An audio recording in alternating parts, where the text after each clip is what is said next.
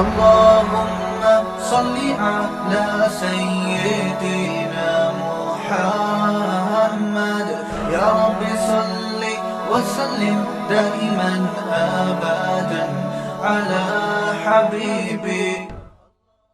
اتنی بڑی سے بڑی ٹینشن ہونا، ٹائم سب سے بہترین مرہم ہے، یہ خوب یاد رکھو.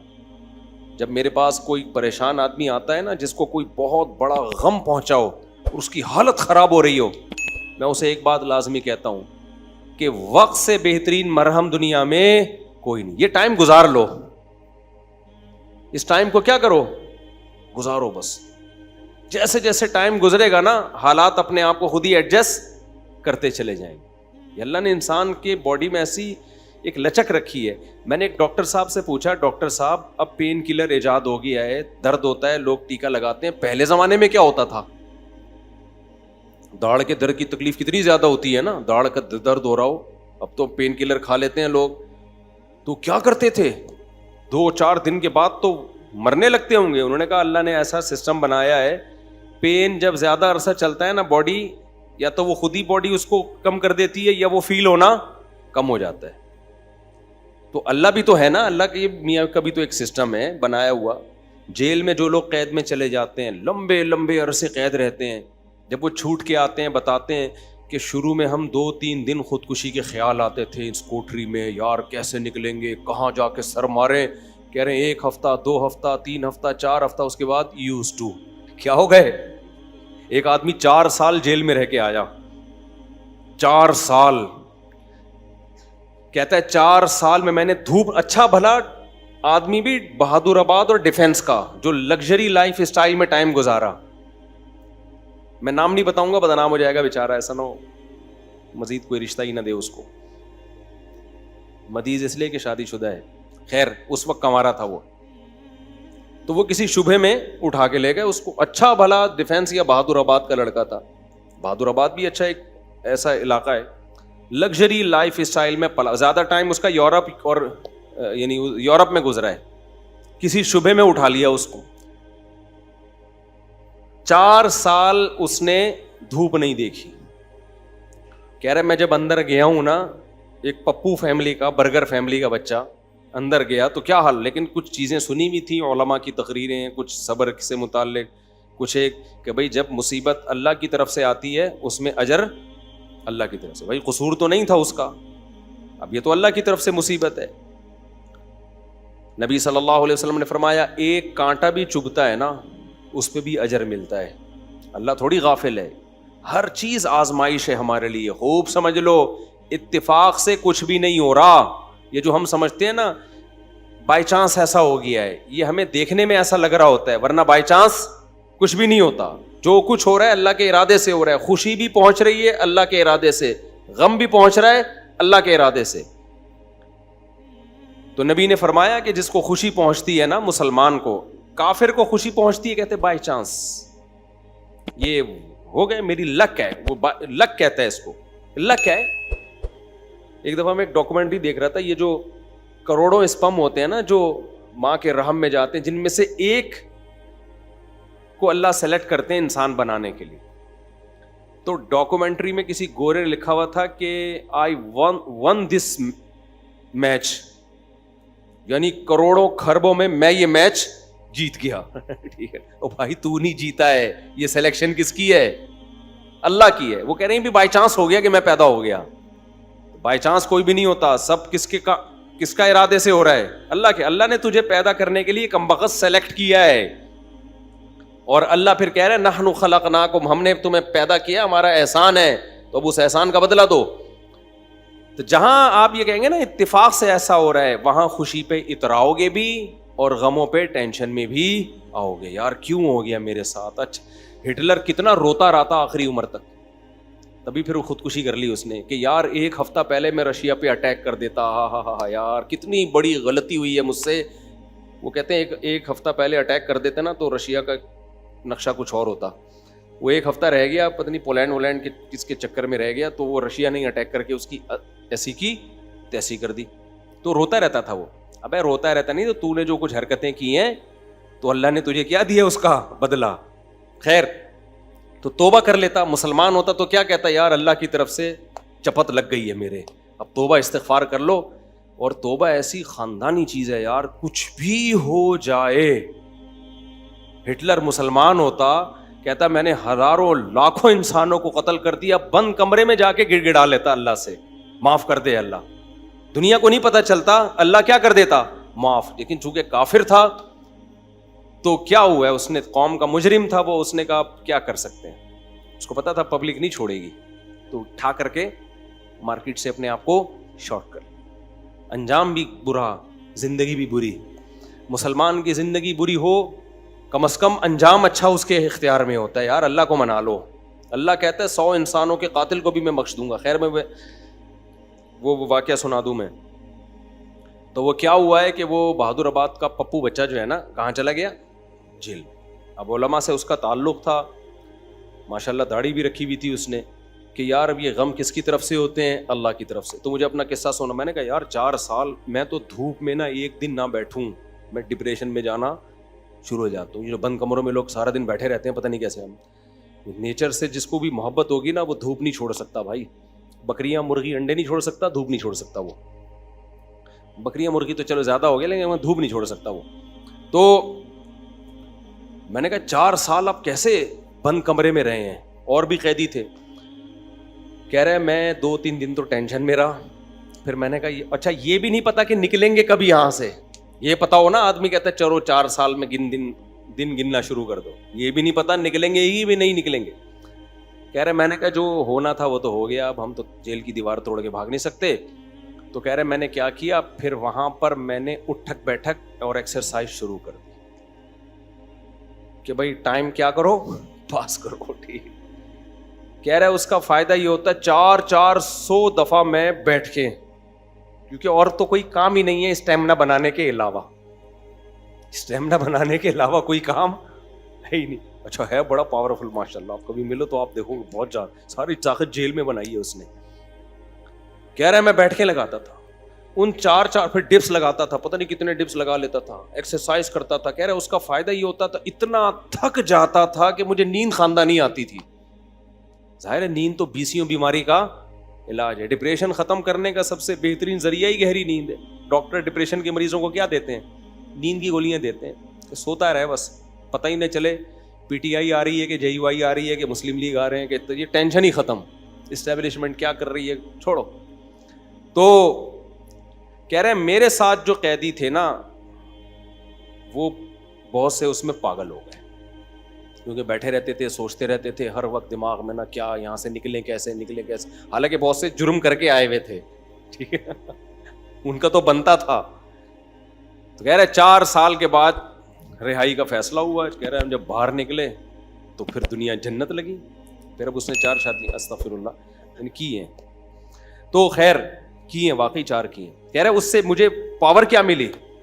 کہہ رہے ہم تو مجرم تھے نہیں, ہم جب باہر آئے نا ہم نے کہا اچھا یہ ہوتا ہے, ٹوٹل سزا کیا ہے, کچھ بھی کر لو یہ ہے. تو کہہ رہے میرے اندر اتنا اسٹیمنا پیدا ہو گیا دنیا میں کچھ کر گزرنے کا. آپ کو پتا ہے جیل ہمارے مجرم بناتے ہیں, جیل میں جا کے نا اسٹیمنا بڑھ جاتا ہے مجرم کا, سمجھ رہے ہو. ایک تو اس کو یہ پتا ہوتا ہے آئندہ اس طرح سے کام کرو گے تو پکڑے نہیں جاؤ گے, اس طرح سے کیا تھا تو پکڑا گیا تھا نا, اب یہ والی غلطی نہیں کرنی. تو اس لیے شریعت میں جیل کی سزا نہیں ہے, شریعت میں ہے کہ اسی وقت نمٹا دو. چوری کی ہاتھ کاٹو, چلو بھائی نکل پتلی گلی سے, شاباش. ہم کیا کرتے ہیں چوری کی جیل, تو کہتا ہے یار اس دن وہ CCTV کیمرہ دیکھنا بھول گیا تھا میں, آئندہ تھوڑا خیال کروں گا. پھر وہاں سارے چور ہی بیٹھے ہوتے ہیں, کوئی نیک آدمی تو آیا نہیں ہوتا جیل میں. تو چور آپس میں ان کی کیا ڈسکشن ہوگی, وہ تہجد کی باتیں تھوڑی کریں گے. وہ بھائی تو نے کیا کرتا ہے, وہ میں نے اتنے بندے مار دیے, آپس میں ان کا گینگ بنتا ہے. پھر آپس میں نمبر ایک دوسرے کے ساتھ وہ شیئر کرتے ہیں کہ جب باہر نکلیں گے تو پھر دیکھتے ہیں ہم. اور 4 سال میں 10 سال میں کیا کچھ ہوتا ہی نہیں ہے, تو کچھ کرنے کی صلاحیت ان میں ویسے ہی ختم. وہاں جا کے کوئی یہ تھوڑی کہ وہ ماسٹرز کر رہے تھے یا PhD کے اسکالر بن کے باہر آئے, یا کوئی انجینئرنگ مکمل کر لی اب باہر جاب ملے گی. 4 سال 8 سال زندگی بہترین ان کے ویسے ہی برباد ہو گئے. اب ان کے پاس کمانے کے لیے چپل چوری کے علاوہ اور کوئی راستہ ہوتا نہیں ہے. یا باقی چوریاں ڈکیتیوں کے علاوہ کوئی راستہ ہی نہیں ہوتا ان کے پاس. تو نظام اتنا گندا ہے, اس لیے اسلام نے سزا رکھی ہے, اس میں ادھار نہیں رکھا. قصاص ہے, ثابت ہو گیا کہ بھائی اس نے بندہ مارا ہے, فوراً پکڑ کے وارثوں کے حوالے کیا جائے گا, بھائی تمہارا باپ مارا ہے, تم بتاؤ کیا کرنا ہے. اب وہ فیصلے میں دیر کر رہے ہیں تو اس دوران جیل میں بند کیا جائے, بھاگ نہ جائے. جیل میں اس کو تمام سہولتیں دی جائیں گی, بھائی یہ بندہ ہے بھاگے گا نہیں, جلدی 1 ہفتہ ہے آپ کے پاس, فیصلہ کرو, گردن اڑانی ہے یا اس سے بارگیننگ کرنی ہے. تو بارگیننگ میں جو ٹائم لگ رہا ہے اس دوران جیل میں رہے ایک الگ بات ہے. ایک آدھ ہفتہ سعودی عرب میں ایسا ہی ہوتا تھا, آپ کا پتہ نہیں کیا ہو رہا ہے. قصاص اب 1 ہفتہ, اس کے بعد سر قلم کرنا ہے, چلو بھائی اڑا دو سر اس کا. سر نہیں قلم کرنا, پیسے لے کے چھوڑنا ہے, پیسے لے بھائی, اور جو بھی رہن کے طور پر اس کی پراپرٹی رکھوائی, چل بھائی نکل, ختم. ہماری عدالتوں پہ بوجھ کتنا ہے دیکھو, 20 سال پرانی فائلیں جج کے پاس پڑی ہوئی ہوتی ہیں. اسلام میں قصاص ہے. دانت توڑ دیے, ٹائم نہیں ہے بھائی, کون سا والا دانت توڑا, یہ والا, اب بتا دانت توڑنا ہے اس کا. دیکھو نبی صلی اللہ علیہ وسلم کی خدمت میں کتنا زبردست واقعہ ہے. حدیث میں آتا ہے, حضرت انس رضی اللہ تعالی عنہ کی جو پھپھی تھی نا, کس کی؟ حضرت انس ابن مالک کی پھپھی. حضرت انس نبی کے خادم تھے. ان پھپھی نے اپنی باندی کو مکہ مارا یا تھپڑ مارا تو وہ باندی کا دانت ٹوٹ گیا. جو لونڈی تھی نا باندی, اس کا دانت ٹوٹ گیا. صحیح ہے نا. تو نبی کے پاس کیس آیا تو آپ نے فرمایا اللہ کی کتاب کے مطابق فیصلہ کروں گا. تو کتاب اللہ تو یہی کہتی ہے دانت کے بدلے دانت. تو اب بڑے مسئلہ ہو گیا کہ بھائی یہ تو اتنے خاندانی لوگ ہیں, اور باندی یہ تو لونڈی ہے, لونڈی کا دانت ٹوٹ گیا, ملازم کو تھپڑ مارا, دانت ٹوٹ گیا, تو اب سیٹھ صاحب کا بھی دانت توڑا جائے کیا؟ گوروں کے ایسا کوئی قانون نہیں ہے. اسلام میں کہ بھائی دونوں انسان ہیں تو دونوں کے دانت کی سیم ویلیو ہے. تو نبی نے فیصلہ کیا دانت کے بدلے دانت توڑا جائے گا. یہ بھی نہیں دیکھا کہ انس بن مالک میرے شاگرد ہیں, 10 سال میری خدمت کی ہے, تو اتنی خدمت گزار ہیں, تو ان کی پھپھی کے ساتھ میں رعایت کروں. فرمایا نہیں, میں فیصلہ کروں گا کتاب اللہ کے مطابق. تو کتاب اللہ میں کیا تھا؟ دانت. اچھا, باندی کو یہ توقع نہیں تھی کہ میری جو مولا ہے, آقا ہے, اس کے دانت توڑے جائیں گے. ان لوگوں کو یہ توقع نہیں تھی. تو جب نبی نے فیصلہ کیا نا, تو پھر انہوں نے پھر معاف کر دیا کہ بھائی, انہوں نے کہا کہ یہ تو ہماری مولا ہے, مالکن ہے, میں اس کا دانت کیسے توڑ سکتی ہوں. تو پھر انہوں نے خود ہی معاف کر دیا. تو پھر نبی نے, کیونکہ اس کو حق ہے, تو کیس 2 منٹ میں کیا ہو گیا؟ ختم. اگر انگریز کی حکومت ہوتی یا ہماری پاکستانی حکومت ہوتی, اب تک چل رہا ہوتا وہ کیس. دونوں مر چکے ہوتے, دونوں قبروں میں جا چکے ہوتے, ابھی تک ان کے دانت کے کیس کی فائلیں بولو موجود ہوتی, اور پوسٹ مارٹم ہو رہا ہوتا کون سا والا دانت ٹوٹا تھا, ہلا تھا یا ٹوٹا تھا, ان کے مکے سے ٹوٹا. ایسا گندا غلیظ نظام ہمارے اوپر مسلط ہے, اس میں انصاف کے علاوہ سب کچھ ملے گا آپ کو. تو اسلام نے کیش سزائے رکھی ہے, ٹھک ٹھک ٹھک کر کے, کہ بھائی تھپڑ کے بدلے میں کیا ہے؟ تھپڑ. تو قصاص کا نظام رکھا ہوا ہے اللہ میاں نے بڑا زبردست. وَكَتَبْنَا عَلَيْهِمْ فِيهَا أَنَّ النَّفْسَ بِالنَّفْسِ وَالْعَيْنَ بِالْعَيْنِ وَالْأَنْفَ بِالْأَنْفِ وَالْأُذُنَ بِالْأُذُنِ وَالسِّنَّ بِالسِّنِّ وَالْجُرُوحَ قِصَاص. کیا زبردست آیت ہے. اللہ فرماتے ہیں ہم نے لکھ دیا ہے, آنکھ کے بدلے آنکھ. کسی نے تمہاری آنکھ پھوڑی ہے, تم کورٹ میں جاؤ گے, جی اس نے آنکھ پھوڑی ہے, یہ ثابت کرو گے, دلائل سے ثابت کر دیا, کورٹ کہے گی تو بھی پھوڑ دے اس کی یہ والی آنکھ. البتہ یہ کام ڈاکٹر سے لیا جائے گا, ویسا نہ وہ پھوڑنے پھاڑنے میں کچھ اور ہی نہ پھوڑ پھاڑ دے, اتنا لمبا چھورا مارے کہ پیچھے سے ہی نکال دے. تو اس میں ماہرین سے مدد تو لی جائے گی, لیکن یہ ہوگا بھائی آنکھ ضائع کی ہے تو تمہاری بھی آنکھ ضائع کی جائے گی. دانت توڑا ہے, سن بسنی, دانت کے بدلے دانت. سمجھ رہے ہو؟ تو یہ پوری قرآن نے ڈیٹیل بیان کی ہے. یہ ہوتا ہے انصاف, اٹ از کالڈ انصاف. اس میں جس نے جرم کیا شراب پی کے آیا تھا یا بغیر شراب کے کیا ہے, اس سے کوئی فرق نہیں پڑتا. یورپ امریکہ میں ہوتا ہے پی کے آپ نے دانت توڑ دیا تو کہتے ہیں سزا ہلکی ہے, کیونکہ آپ پیے ہوئے تھے, آپ کو ایکچولی پتہ نہیں تھا کہ میں کیا کر رہا ہوں. اسلام کہتا ہے پینا یہ آپ کا ہیڈ ایک ہے, جو جرم پینے کے بعد ہوگا آپ کو اس کی پوری پوری سزا ملے گی. تبھی اسلام میں احناف کا یہ موقف ہے کہ شراب پی کے طلاق دے دی تو ہو جائے گی. آپ یہ نہیں کہہ سکتے کہ میں نشے میں تھا, ہو جائے گی طلاق. کسی حدیث سے نہیں ہمیں پتہ چلتا کہ نشے میں طلاق واقع نہیں ہوتی, خوب سمجھ لو. تو اگر شراب کسی نے خود پی ہے تو وہ اس کا ایسا نہیں ہے کہ اپنے تصرفات اس کے کالعدم ہوں گے, تو بندہ مارے گا. شراب پی کے بندہ قتل کر دیا نا تو شرابی سے قصاص لیا جائے گا. حالانکہ قصاص تو ایسی چیز ہے جو شبہے سے بھی ساقط ہو جاتی ہے. سمجھ رہے ہو؟ دیکھو ایک مثال دیتا ہوں. آپ نے ڈنڈا گھمایا, کسی کے سر پھوڑ دیا, وہ مر گیا, تو قصاص نہیں ہے, آپ کو قتل نہیں کیا جائے گا, دیت دی جائے گی. وجہ اس کی یہ کہ اس میں اس بات کا امکان تھا کہ ہو سکتا ہے یہ قتل نہ کرنا چاہ رہا ہو, غلطی سے بندہ مر گیا ہو. جیسے موسیٰ علیہ السلام نے تھپڑ لگایا تھا قتل کرنے کی نیت سے تھوڑی, تو وہ بندہ ہی مر گیا. اب اس میں قصاص تھوڑی ہے بھائی, ہم نے جان کے تھوڑی مارا ہے. تو ڈنڈے میں اس بات کا امکان ہوتا ہے کہ بھائی ویسے ہی پتھر مار رہا ہو تو قتل کی ارادہ نہ ہو. آلہ جارحہ جسے کہتے ہیں نا, جو قتل ہی کے لیے بنے, بندوق ہے, چاقو ہے, اس سے کوئی مارے گا تو قصاص ہے. سمجھتے ہو کہ نہیں سمجھتے؟ ہاں, ڈنڈے سے کسی نے مارا اور دلائل سے پتا چل گیا کہ اس کی نیت ہی قتل کرنے کی تھی, وہ ایک الگ بات ہے. لیکن نارملی جو ہے نا, جب قتل کے لیے آلہ جارحہ کا ہونا ضروری ہے. اب مسئلہ یہ ہے, میں بات ہی پتہ نہیں بھول گیا جو بتانا چاہ رہا تھا. یہ میں نے ڈنڈے والی مثال کیوں دی ہے. ہاں دیکھو, میں بتانے کا مقصد یہ تھا کہ ذرا سا بھی شبہ آ جائے نا کہ پتہ نہیں اس کی نیت قتل کی تھی یا نہیں تھی, تو اس کا فائدہ کس کو ہوگا؟ قاتل کو. اس سے قصاص نہیں لیا جائے گا, کیونکہ ہو سکتا ہے یہ قتل نہ کرنا چاہ رہا ہو, غلطی سے بندہ مر گیا ہو, یہ تو سر پھوڑنا چاہ رہا ہو, خالی تھپڑ مارنا چاہ رہا ہو. لیکن شراب پی کے کسی نے بندہ مار دیا نا چاقو سے یا بندوق سے, یہاں شریعت قاتل کو فیور نہیں دیتی. حالانکہ زیادہ فیور بنتا ہے, یار اس کی نیت تھوڑی تھی, وہ تو پی کے ٹہل رہا تھا. تو احناف یہی کہتے ہیں, امام حنیفہ, کہ جب قاتل کو شراب کے بعد اتنا سا فیور نہیں دیا جا رہا, حالانکہ اس کا دماغ کام نہیں کر رہا, تو طلاق تو قصاص سے کم درجے کی چیز ہے. اس میں اگر کوئی پی کے طلاق دے گا نا تو ہو جائے گی. سمجھتے ہو؟ کیونکہ اس کے اس جرم کو فیور نہیں دیا جائے گا اس پہ, کیونکہ پی کیوں تو نے. وہ کہہ سکتا ہے نا میں تو پی ہوئی تھی تو مجھے کیا پتا, پینے سے پہلے تو تجھے پتا تھا نا, پینے کے بعد کچھ بھی ہو سکتا ہے, بندہ بھی مر سکتا ہے, بیوی کو ڈیورس بھی ہو سکتی ہے. یا ایک مشہور سوال ہے کہ پی اس نے, سزا بیوی کو کیوں دے رہے ہو. تو طلاق میں شریعت نے مرد کے تصرف کا اعتبار کیا ہے, اس میں عورت کی پوزیشن کو نہیں دیکھا ہے کہ وہ مظلوم تھی یا ظالم تھی. مرد کی, کیونکہ طلاق کہتے ہیں مرد کی ملکیت سے چیز کا نکلنا, اس میں شریعت نے یہ سمجھا ہے نقصان مرد کا زیادہ ہو رہا ہے. سمجھتے ہو کہ نہیں سمجھتے ہو؟ تو اب یہاں پر بھی یہی ہے کہ اگر کوئی بلا وجہ بیوی کو طلاق دے دے تو بھی تو عورت کا کیا قصور ہے, لیکن پھر بھی ہو جائے گی. تو ہم کہتے ہیں شراب پی کے دے رہا ہے تو بطریقہ اولا ہوگی.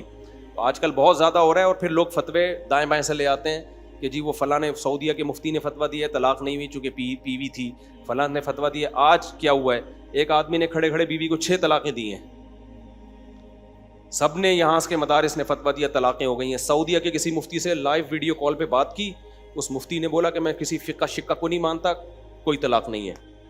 تو میں نے کہا یہی اس کے جاہل ہونے کی دلیل ہے کہ 1400 سال سے جو اسلامی قانون مرتب ہوا ہوا آ رہا ہے, اس جاہل آدمی کو وہ پتہ نہیں ہے, اور یہ اٹھ کے آیا ہے اسلام سکھانے کے لیے. تو یہ جو کہتے ہیں نا فقہ شقہ نہیں مانتا, اس کا مطلب ہوتا ہے سارے گھاس کھا رہے تھے, ہم اکیلے آئے ہیں دنیا میں جو اب قرآن و سنت کو ہم نے سمجھا ہے.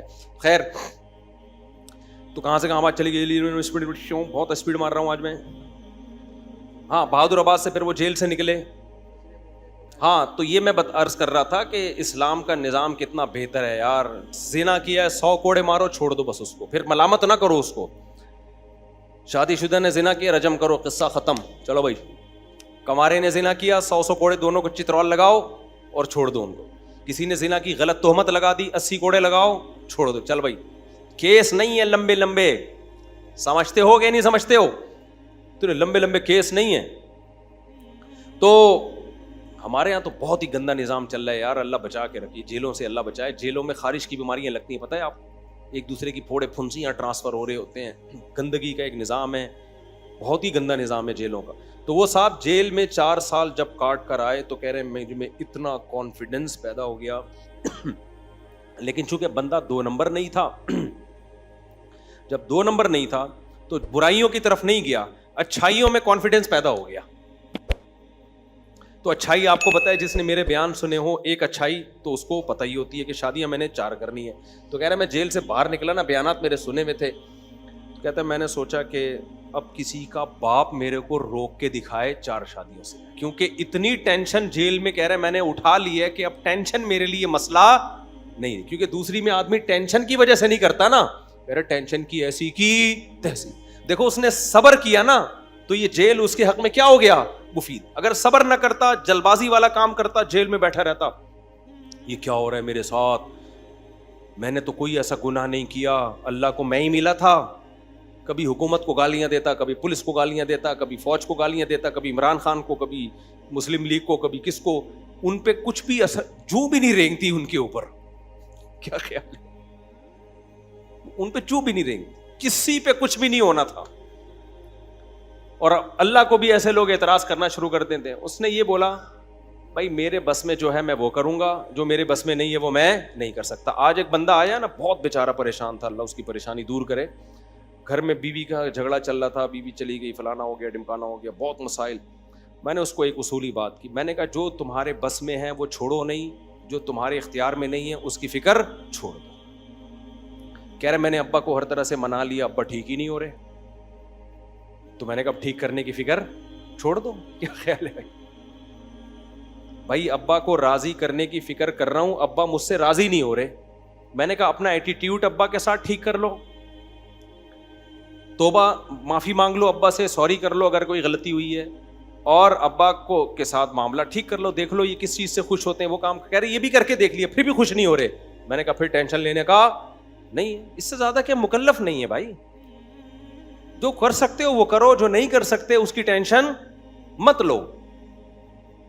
یہ کیسز بہت آتے ہیں میرے پاس کہ بیوی بھاگ گئی, حقوق بھی بندہ ادا کر رہا ہے, پھر بھی کوئی آشنا مل گیا اس کو, چلی گئی, نہیں آ رہی, بچوں سے نہیں ملنے دے رہی.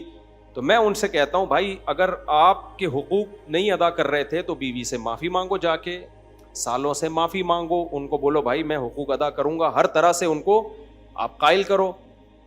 اور اگر آپ کی غلطی نہیں ہے, بیوی کی غلطی ہے, تو دو ہی ہے, یا تو پیار سے یا بدماشی سے, کوئی تیسرا راستہ ہے؟ میں نے کہا پیار کا طریقہ یہ, جاؤ محبت سے سمجھاؤ, اگرچہ آپ کی غلطی نہیں ہے اس کی غلطی ہے, پھر بھی بعض دفعہ انسان جھک جاتا ہے کہ چلو یار گھر بسانے کے لیے کمپرومائز کرو. تو پھر جب وہ کہتے ہیں نا میں نے ہر طرح سے 1 سال ہو گیا محبت سے سمجھا کے دیکھ لیا, پھر میں کہتا ہوں اب ایک راستہ ہے بدماشی کا.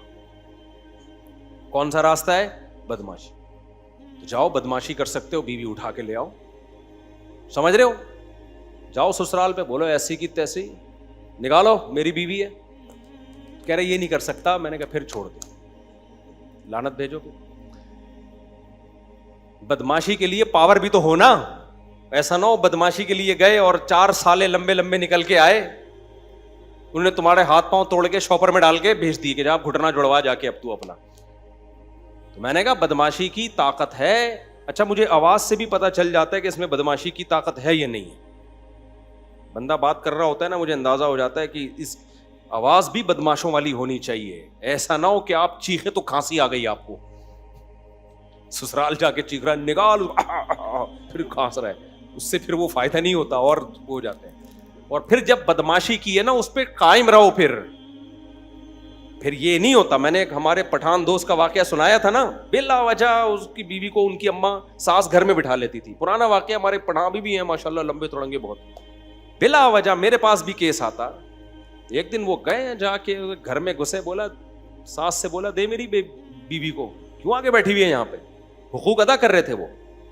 ایسے ہی جا کے بدماشی کی ہے نا, وہ بےچارے کانپنے لگے. انہوں نے بولا لے جا بھائی یہاں ایسا نہ ہو کوئی بندہ نہ کچھ مر جائے یہاں پہ. حالانکہ اس نے کوئی قتل کی دھمکی نہیں دی.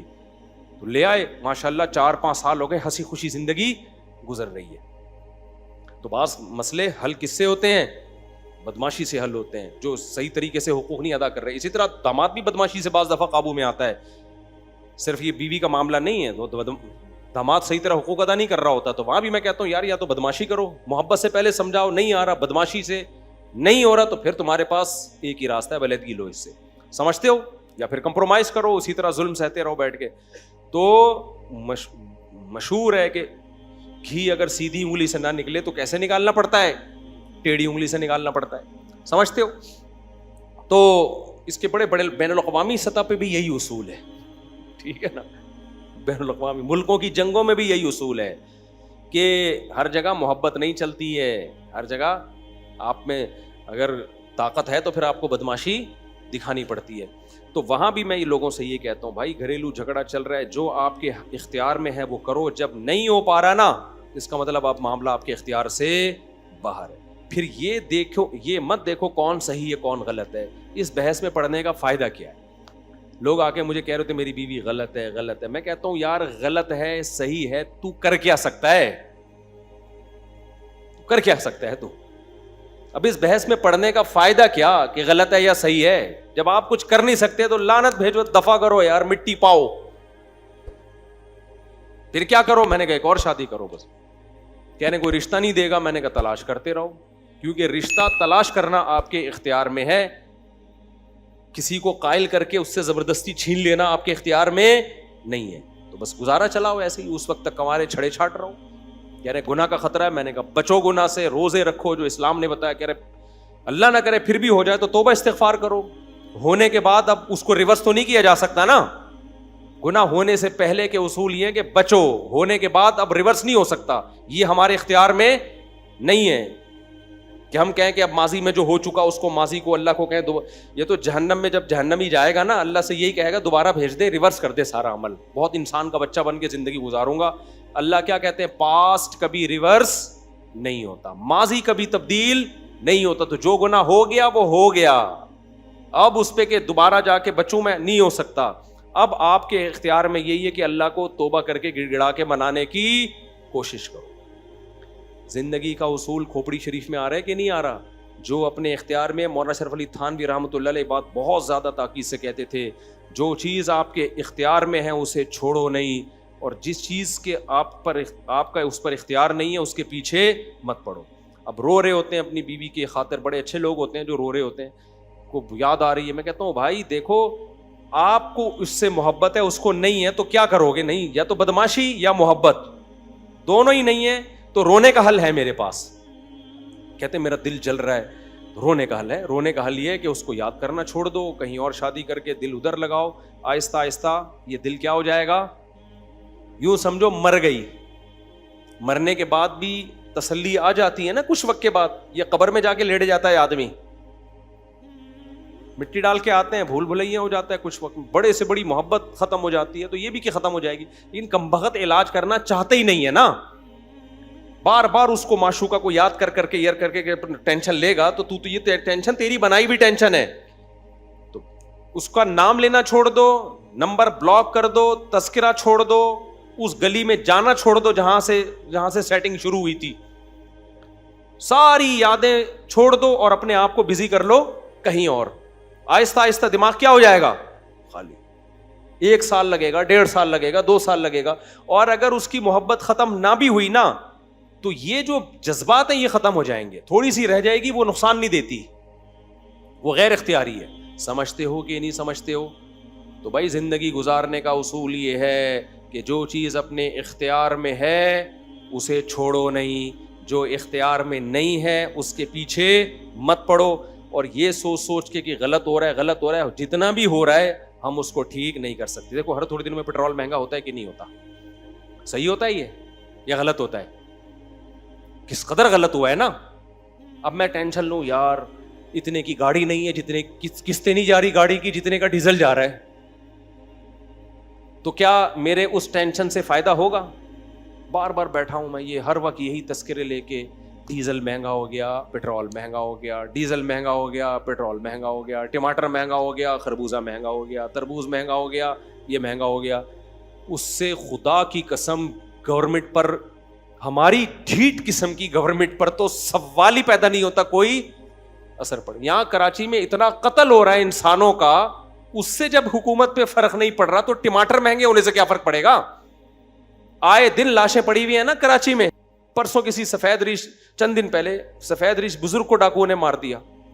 وہ تو ڈاکو تو تھوڑی دیکھ رہے ہیں, جب گورنمنٹ پہ ان چیزوں کا اثر نہیں پڑ رہا تو ٹماٹر تو بات کی چیز ہے. تو اس سے کیا ہوگا, ہم سوچ کے سوائے اپنے آپ کو ٹینشن دینے کے کچھ بھی حاصل بولو نہیں ہو. دنیا میں بہت کچھ غلط ہو رہا ہے, ہم اگر اس غلط کے پیچھے ہم نے دیکھنا ہے ہم نے اس غلط کو صحیح کرنے کے لیے کیا کر سکتے ہیں. جو کر سکتے ہیں سوٹیبل طریقہ ہو, جذباتی باتیں نہ ہو. جذباتی باتیں بہت لوگ کر رہے ہوتے ہیں, سوٹیبل جو طریقہ ہے اس کو اختیار کیا جائے اور جو آپ کے اختیار میں نہیں ہے اس کو چھوڑ دیا, اس پہ تبصرہ بھی نہ کرو. ایک بات خصوصی طور پہ خواتین کے لیے کہوں گا میں اس زمانے کے لحاظ سے, وہ کیا بات ہے؟ آج کل خواتین کی کمپلینز بہت آتی ہیں کہ مردوں کے چال چلن ٹھیک نہیں ہے. مردوں کے چال چلن, بولو شاید آپ میں سے, آپ کے تو سب کے ٹھیک ہیں, لیکن اگر کسی کے نہیں ہوں گے تو اس کو احساس ہوگا نا. مردوں کے چال چلن ٹھیک, یہ خواتین میں یہ یورپ کی بیماری تھی, انگریزوں کی, لبرل سیکولر لوگوں کی, جو اب اسلامی ملکوں میں بھی وہیں سے یہ گند امپورٹ ہوا ہے. گند وہاں تو بہت تھا تو یہ گند یہاں آ رہا ہے, اور ہمارا سیکولر لبرل طبقہ ان کے گند کو گند ماننے کے لیے تیار ہی نہیں ہے. میں نے ولاگ میں بتایا نا یورپ کی کچھ مغربی ملکوں کی کچھ اچھی چیزیں, کچھ بری چیزیں. تو میں نے بری چیزیں بتائی نا تو نیچے لوگوں نے لکھا تھا مبالغہ آ رہی ہے, ایسا نہیں ہے, وہاں بہت سکون کی زندگی ہے. سکون کی ہے تو کتوں سے کیوں دل بہلا رہے ہو؟ تو بس کچھ لوگوں کو نا, کچھ لوگوں کے دماغ میں بیٹھ گئے ہیں, کچھ سافٹ ویئر غلط انسٹال ہو گئے ہیں.